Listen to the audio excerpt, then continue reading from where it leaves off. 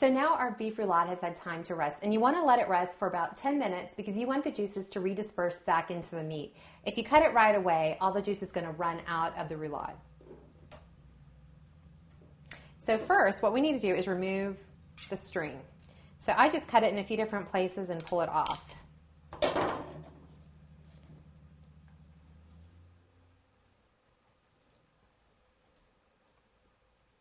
All right, so now that that's done, what we're going to do is cut these into medallions. So I'm just going to start on one end and cut our medallions. And again, you can make these as thick or as thin as you would like, but you can see here the medallions have all the filling in them.